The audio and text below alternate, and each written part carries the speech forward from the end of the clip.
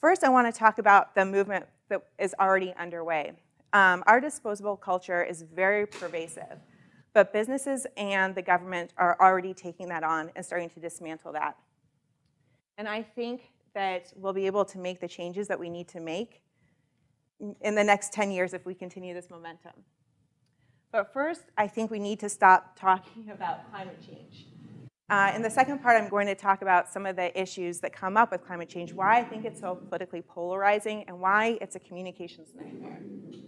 And then I'm going to provide some specific ways that if we reduce waste, then we can have an impact on climate change and these big global issues. Specifically, I'm going to talk about plastic pollution and the fast fashion, the impact our apparel has on the environment. And then I'm going to have some zero waste tips and hopefully have plenty of time for some questions and answers. And I would love to hear your thoughts on what I'm saying, maybe have a discussion. But before I start this, I want to tell you a little bit about who I am beyond my work with the Examiner. I grew up in the Redondo Beach, Torrance area of Southern California, and it felt like I was always at the beach growing up. I had a 4th grade teacher, a SoCal surfer dude named Mr. Duncan, and he took us down to the beach at least once a week to learn about marine biology, geology, and that experience really instilled in me an appreciation for the environment. And it was actually in his class that I led my first advocacy campaign for dolphin-safe tuna. And my mom likes to remind me that Bumblebee wrote me a letter back saying that their tuna practices were dolphin safe. So it was easy to become an environmentalist with this kind of background. I've been an environmental lobbyist in Washington, D.C. I was with the AmeriCorps program. I was planting native seeds and pulling invasive weeds on the side of the road in Oregon. I am an environmental attorney in practice for several years at a law firm. And now, as you know, I write for the Examiner and several other publications. And I also organize for a nonprofit called Mothers Out Front.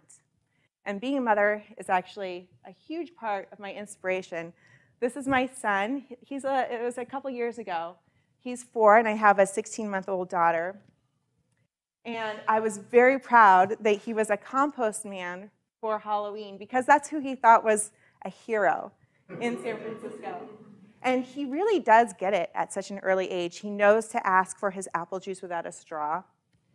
We get the Chronicle delivered every morning, which I know is kind of sacrilege for an Examiner writer to say, but it comes delivered in a plastic sleeve. And he looked at it and he just shook his head and he said, "Mom, why don't they know plastic is bad?" And this is kind of where I want to start. My son and all of the kids that I'm seeing, march down Market Street. Last Friday, there was a huge student strike for climate change.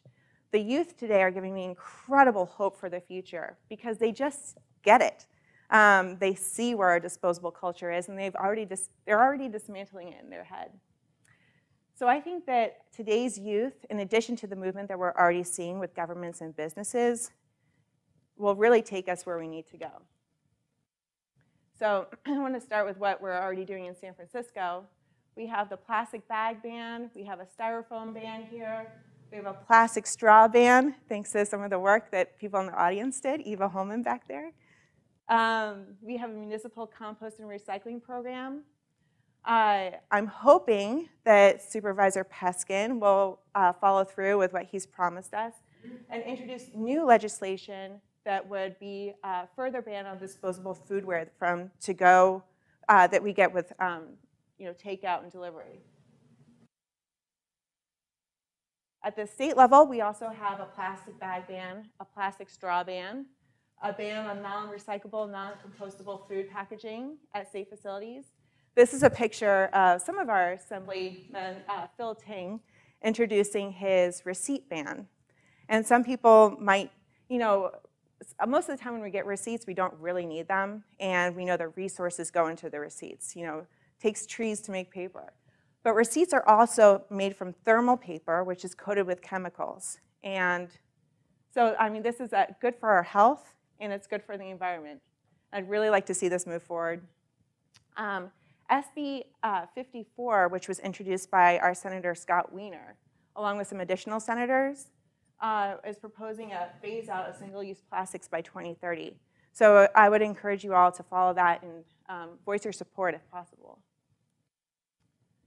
So there's things happening across the country and nationally, but I'm going to skip past that for right now and just say that more than 60 countries are curbing plastic waste. We have plastic bag bans, styrofoam bans all over the world. And the European Parliament and United Kingdom have made commitments to phase out single-use plastic. And of course, businesses. You know, this is a list of all the businesses that, well, not all of them actually. I get so many press releases from businesses that are proposing, that they're phasing out straws or plastic water bottles. And I think it's great. I want to highlight it whenever possible. But we've seen incredible momentum. And down here at the bottom, I've included Trader Joe's. Trader Joe's plastic packaging is not good. And Greenpeace put together a change.org petition that I think got close to 100,000 signatures. In response to that petition, Trader Joe's has announced that it's going to start phasing out some of its plastic packaging, which is great. I think we need to really keep pushing businesses on this. I get into a lot of fights, and I've covered this in my column. The food delivery services like Postmates, Uber Eats, we get way too much plastic packaging with this. Plastic ramekins filled with coleslaw that we don't need, plastic packages of ketchup and soy sauce. And it would be really great if businesses caught on to the fact that we don't want this, we don't need this, and they can save money if they don't give it to us. But I think businesses are getting it, and I think we're moving in a good direction. This is kind of where I wanted to take this. So this is the cover of the National Geographic magazine from last June, the Planet or Plastic issue. And in that issue, the publisher vowed to stop putting their magazine in a plastic sleeve and also to amplify the conversation around plastic pollution, and they have. It's really easy as a journalist, as a communicator, to talk about plastics because the impacts are right there in front of you, and you can get these incredible images. This is a quote from President Donald Trump. As president, I will continue to do everything I can to stop other nations from making our oceans into their landfills. He was signing an amendment to the Marine Debris Act. He was providing more funding for ocean cleanup. This is not something that you normally hear from Trump. He's not normally known as an environmentalist. Definitely keep your eye on it. But what I'm saying is that I think that this is trash, and talking trash is easier for governments and businesses and people of both parties to buy into than some of the other bigger environmental issues. And if you are an environmentalist, this is something that you should underline with a red pen and put a star by it, because we don't see this that often. Most environmental issues are politically polarizing. After college, I got a job doing lobbying work for a nonprofit called the U.S. Public Interest Research Group. And they sent me to Arkansas, Mississippi, and Louisiana to get media attention, build coalitions, and sway lawmakers to protect the forests up in Alaska. Needless to say, it was very hard work, and I didn't get a lot accomplished in the 3 weeks that they allotted me. But it goes to show that even trees, even protecting forests, can be politically polarizing. And the experience really sparked in me a curiosity. Are there ways of communicating environmental issues that are more universal? And I think trash is one of them. Trash is very visible. This is a picture that Eva took on one of her beach cleanups of those plastic air pockets that come in a lot of our shipments. It's right there in front of us. We can see the trash cans overflowing. We can see the chip bag that's stuck on the storm drain. We saw that video, many of us saw that video of pulling the plastic straw out of the turtle's nose. Governments and businesses can see these issues and decide and say, okay, no more plastic straws. Boom, crisis averted.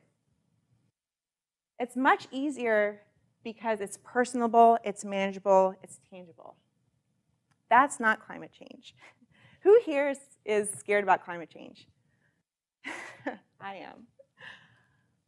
And I think that's why we need to start treating it like the terrifying communications nightmare that it is.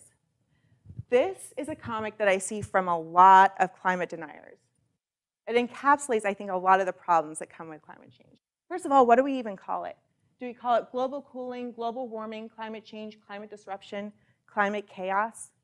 Most of the people, for most people, climate change is not personable. They haven't seen ice caps melting. They haven't seen starving polar bears. They haven't felt how much the temperature has changed dramatically over the past century. This, of course, is changing. I feel like most of the people last fall in here with the fires in Paradise, we put on our masks. And for us at that time, climate change felt very immediate. We felt like something was wrong with our environment. But a recent study said that only 22% of Americans think that climate change is dangerous now. Most people want to support climate change policies because they think that climate change will be dangerous in the future. And communicating what those dangers are in the future is really difficult. One of the things that I like about this comic is that it shows how confusing the science is for people. And this is something I bump up a lot with as a journalist, as a writer. I was working with Dr. Irina Tazar, who is she studies melting sea ice in the Antarctic area. Actually, it's melting land ice in Antarctica. And what she was telling me was that it's really easy to measure what's going on the top of the ice. But you can't see how thick the ice is. You can't see the topography at the bottom. And so what she had to do is she had to develop a computer code using algorithm-derived data to figure out how quickly Antarctic ice might melt. And she verified it. She validated it using historic ice melts in Greenland. And she determined she came up with a very accurate computer code. But she was very clear with me when I was writing my story that data isn't total, doesn't paint a complete picture until you include other data from the ocean, from the Arctic, from the atmosphere. So all this is to say that while we know that climate change is happening, the science is really confusing.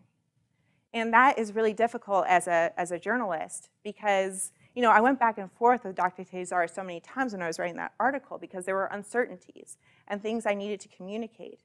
But for a lot of journalists who don't have the luxury of time that I have, they're up against a deadline, they just get those articles out, and that muddles the conversation, and then it basically feeds into this climate denial rhetoric.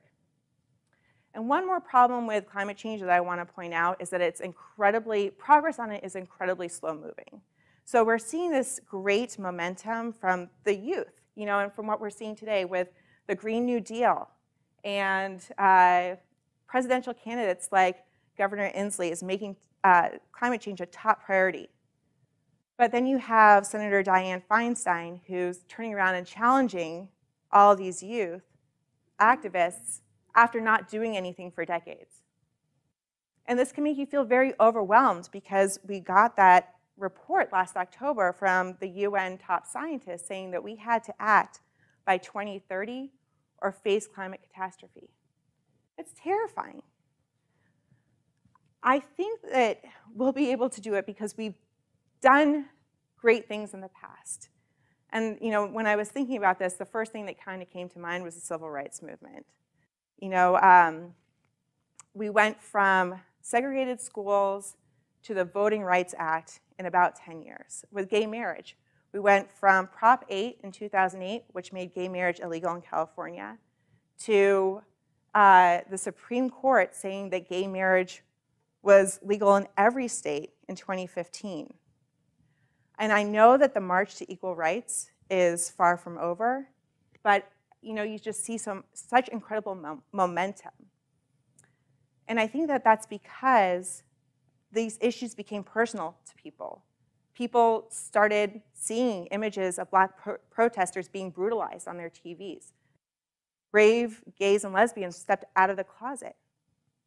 And I feel like that's what we need with the environmental movement. We need something that's personal. And for me, I think that that can be trash.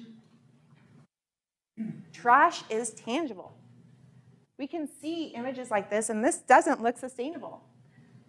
But this is actually the recycling facility, a picture that I took when I was touring Recology's recycling facility here in San Francisco. And so that's kind of where I think we need to start taking the conversation, is that recycling isn't sustainable. When we talk about trash, we need to be talking about other things. I just want to tell you a little bit about the state of our recycling affairs. I don't know if anyone read on the front page of the New York Times over the weekend. There was a shorter article on what was going on with our recycling across the country. Philadelphia is now incinerating its recycling.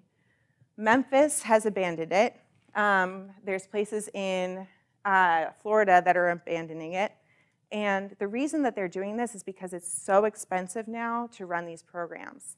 China, which was historically one of the largest acceptors of our recycled waste, has pretty much banned importing recyclables into their country.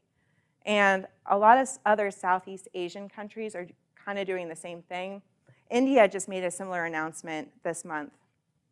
I want to say that San Francisco, our proximity to the Pacific, makes it easier for us to find markets. It's not as expensive for us.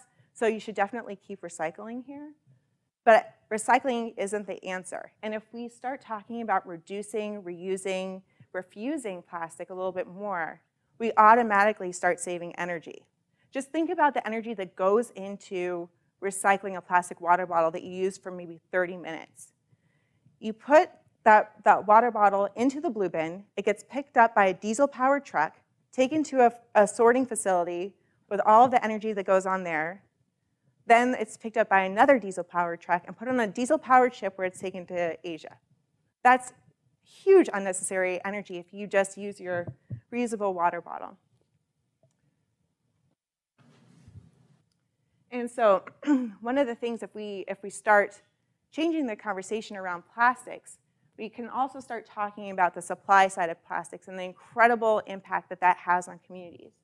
This is a short video that was created by the Story of Stuff project, which is a Bay Area nonprofit. And this is a teaser video for a longer video that they're releasing later this year on the story, the impact that supplying plastic to markets has.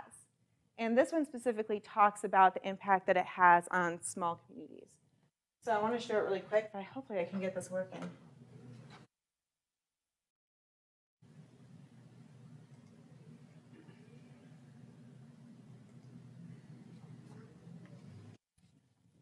My heart breaks for all the people in that Houston community. And I don't know if anyone's seen it in the news, but there is a fire at one of these chemical facilities in Deer Park happening right now. It's been that facility has been on fire since Sunday. The community around Deer Park is being exposed to this black smoke, these toxins in the air.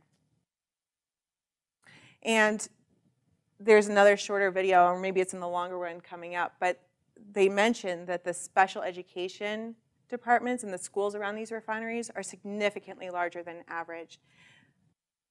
Our addiction to plastic is causing health impacts to children, to families in these communities. This video can make you angry, it can make you sad, but remember that the solution is very simple. Use less plastic. Stop using plastic. You as a purchaser have an incredible amount of power to help communities.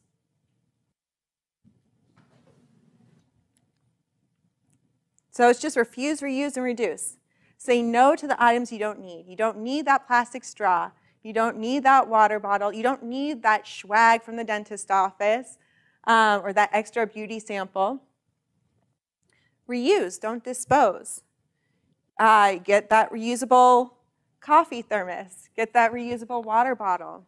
When there is a birthday party, use reusable dishes, reusable drink dispenser instead of disposable. And reduce.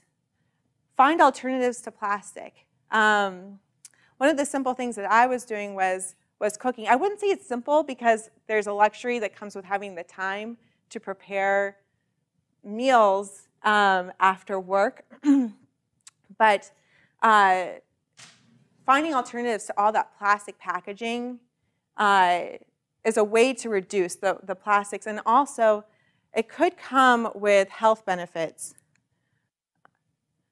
This is a part of the presentation that I'm not as well versed on as some of the others, but I wanted to bring this up because a lot of the environmental groups, Environmental Working Group, Center for Environmental Health, have released studies about the toxins in our plastic packaging. And if you think about it, it makes sense.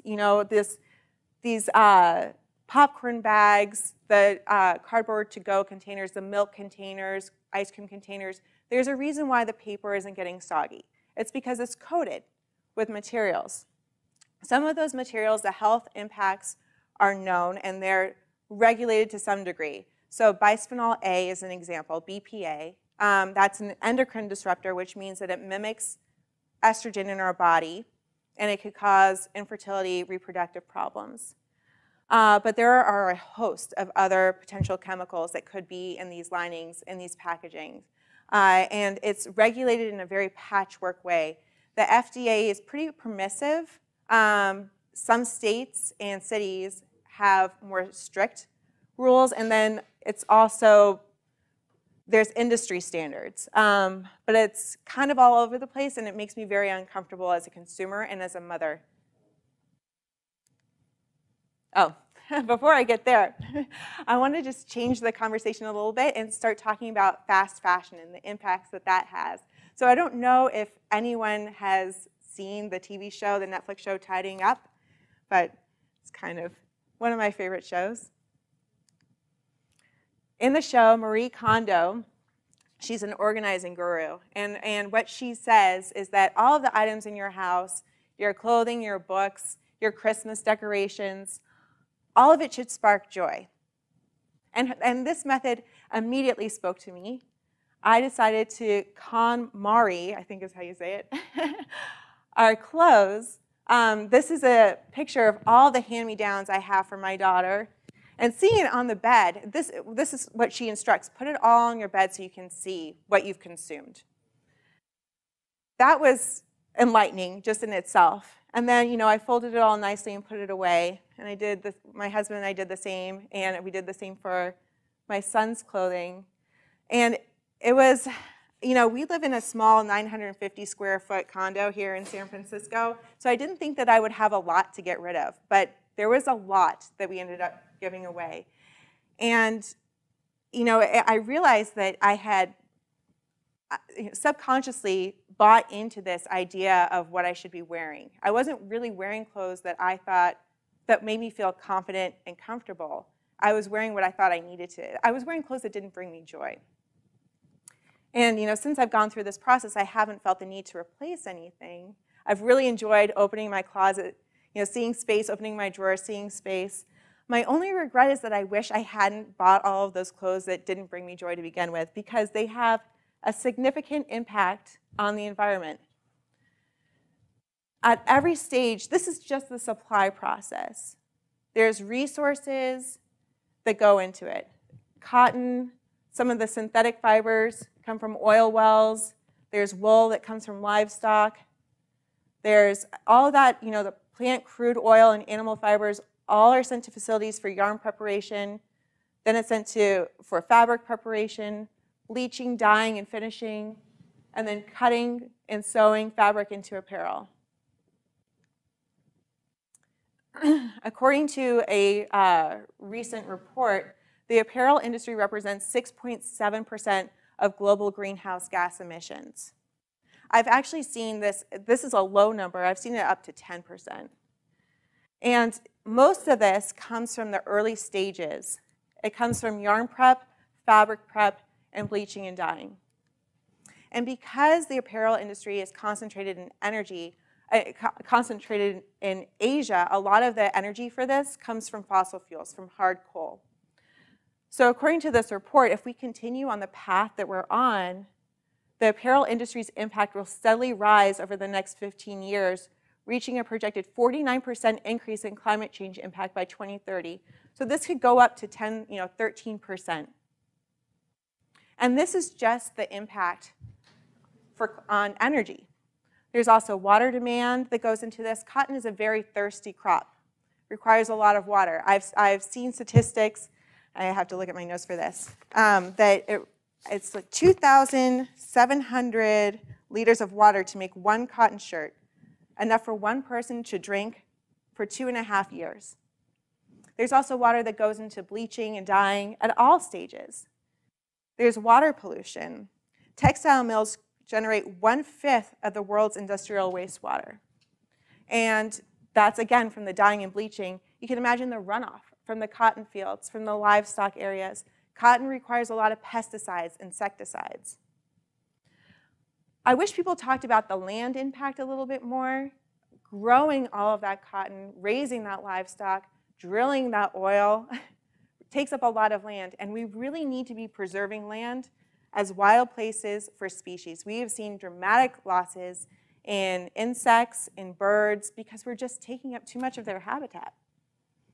The human impact does receive some news, but not enough. I saw that Oxfam recently released a study that delved into the lives of people living in Bangladesh and Vietnam who work in garment factories.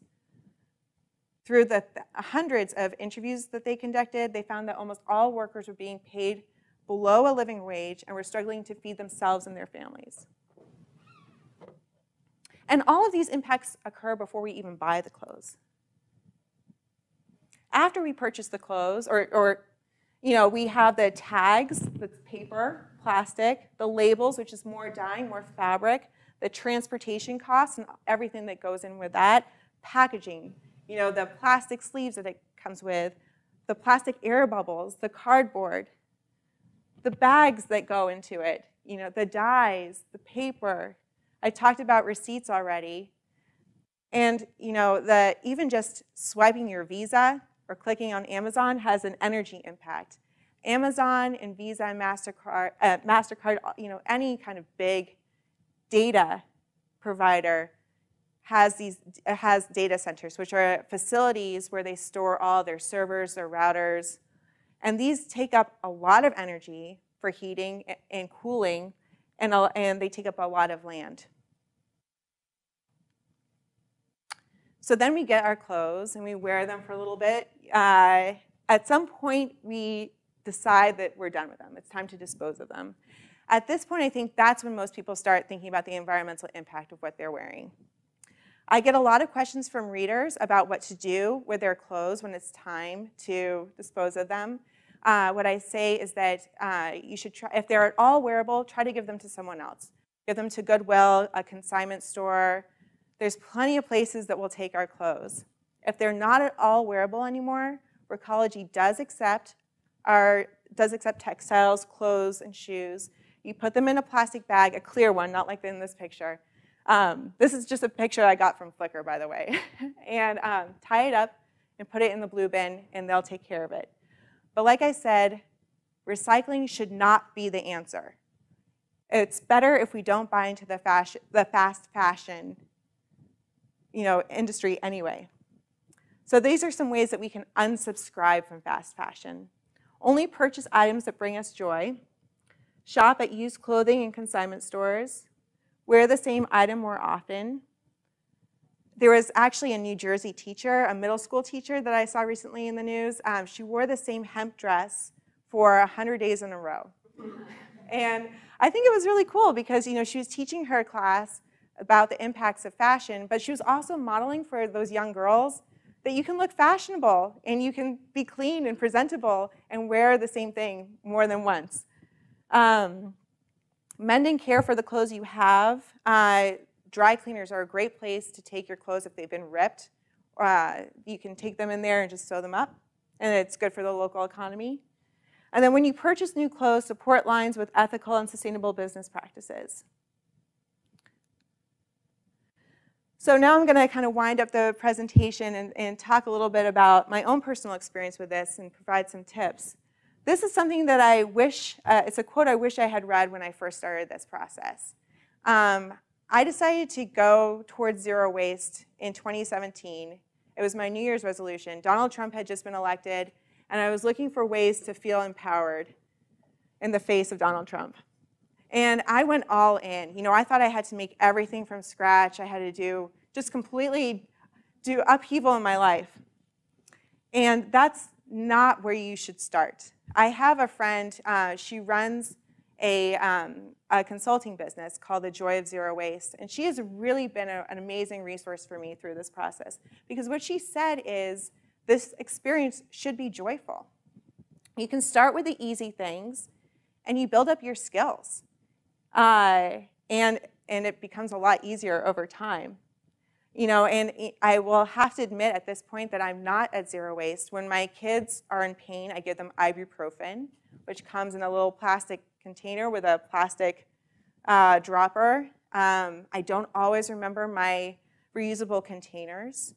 I let my son trick or treat, even though those candies come in non-recyclable Mylar wrapping. But the empowerment I felt when I started this process is being sustained by joy. And I feel like I'm moving in a great direction. So now I'm going to provide some of my tips that I've learned along the way. The first one is prepare and plan. When we go grocery shopping, we put up a list on the refrigerator. And when we're out of things during the week, we just put it up on that list. At the end of the week, I do all my meal prep, and I circle all the items that I can get from the bulk bin. We always go shopping at Rainbow Grocery because they have an amazing assortment of bulk bins there. And when the items that I can get from the bulk bin, I put it into these reusable containers that I bring with me. And that's how we do grocery shopping. It saves me a lot of time because I just go grocery shopping once a week, and we have everything that we need.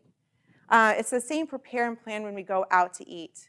I pack reusable straws for my kids because they're still too young, really, to drink from regular cups. We bring our own to-go containers. I really like the feeling of being organized when I go out. The second is practice. So Starbucks and Pete's and all coffee shops, mostly, have reusable mugs that you can get there. They do exist. The first time I went to Starbucks and asked for a Here mug, I was uncomfortable because I had never done this before. And I think I gave the woman a long explanation of what I needed. She just turned around, pulled a mug off the wall, dusted it off, and put some coffee in it for me, and it was quite simple.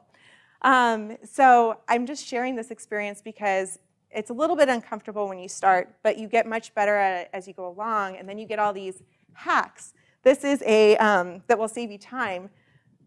Eva went to, she was picking up some cream cheese over the weekend for a beach cleanup that she was putting together. And she brought her reusable container to the House of Bagels, and they filled it up with cream cheese for her. When you can take a reusable container to a pizza place and have them put pasta sauce in it. Or we can go to a Mexican restaurant and get tortillas wrapped in foil, which is much easier to recycle. There's a lot of little hacks like this that you get as you start to practice a little bit more. The third is replace. We rely a lot on just disposable goods in general, disposable razors, disposable pens, disposable juice boxes at birthday parties. It's always nice to replace those things with things that you can reuse again and again, like a reusable razor. You know, fill a pen up with ink again. Use these drink dispensers. I just got from that image is from the Pottery Barn catalog. That's not what my drink dispensers look like, but you can see how beautiful they could be. The fourth, this is my favorite part about, I guess, trying to be zero waste, is the community that you get. I'm part of a Facebook group called Buy Nothing SF Families. And every Halloween, they have a Halloween costume swap. So you don't have to go out and buy a costume for your 1-year-old that they're going to use for a little bit, one day, and you're never going to need again. And you know the impact that has on the environment. So there's this community of parents out there that do this swap, and it's fantastic. And you get, the more you're in this, the more you meet other parents and other people who support you on the journey. And you get to know the businesses that are around you because you're not buying everything off of Amazon. So I found a needlepoint store on Sacramento Street, which I never would have found before if I was just automatically buying things off of Amazon.